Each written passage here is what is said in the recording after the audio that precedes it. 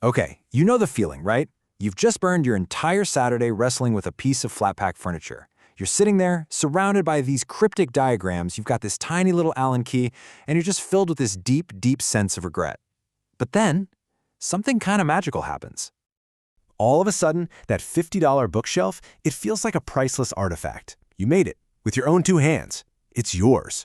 And this feeling, believe it or not, it's so powerful and so universal, it actually has a name. The IKEA Effect. I mean, let's just rewind for a second. It all starts with a simple box and a promise, right? The promise of simplicity. 3 hours later, you are questioning every single life choice that led you to this moment. Those diagrams, they might as well have been from another dimension. You are absolutely convinced there's a piece missing. You may have even let out a few choice words. But here's the thing. That struggle, that frustration, it's actually a key ingredient in what's about to happen. And then, victory. It's standing. Sure, maybe it leans a little bit to the left, but who cares? It's standing. And in that moment, all the frustration, all the pain, it just vanishes, and it's replaced by this incredible wave of pride. That's not just a bookshelf anymore. No, that is a monument to your sheer effort. So, let's get formal for a second. What is this feeling? Well, it's a really powerful cognitive bias, and it perfectly explains why you are so attached to that slightly wobbly piece of furniture. It's called the IKEA Effect, first named back in 2011. And the definition is actually super simple. The more labor we put into making something, the more we value it. It has nothing to do with the final quality. It's all about the sweat and the struggle we poured into it. Our brain literally rewires how it perceives value, just to match our effort.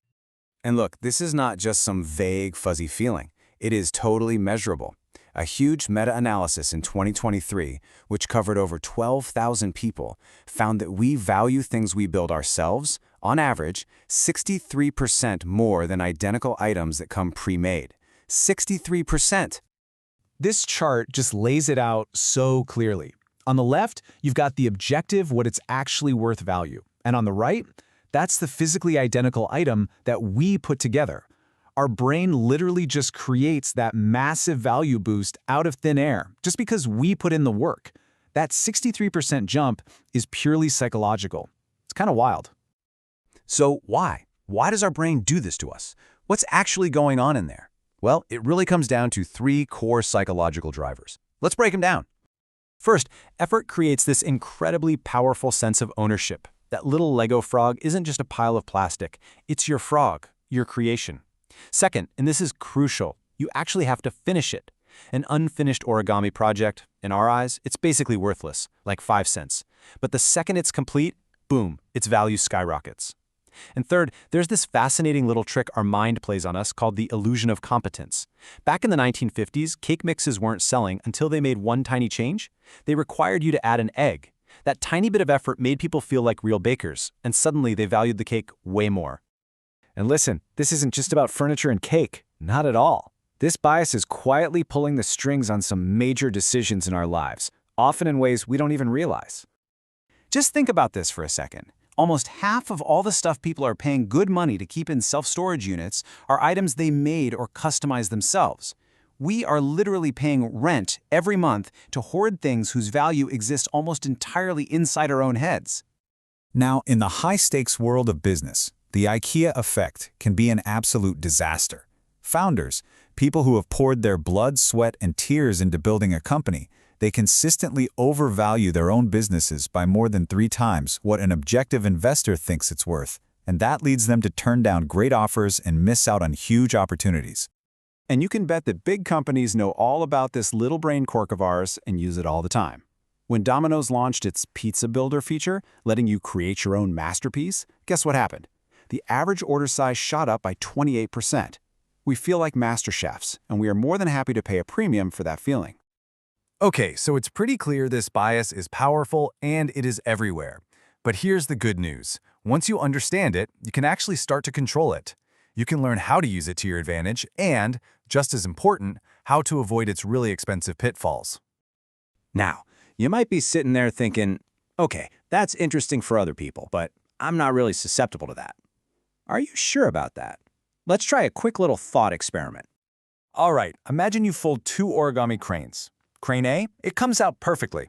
But for crane B, you mess up a few folds, it's kind of crumpled, a bit of a disaster, and it took you way more effort to finally finish it.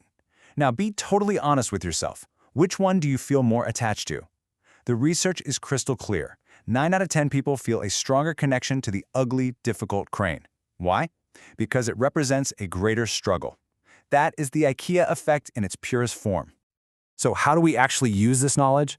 Well, to make it work for you, create things that actually serve you. Building your own budget from scratch makes you way more likely to stick to it. But to avoid the traps, you need to create some distance.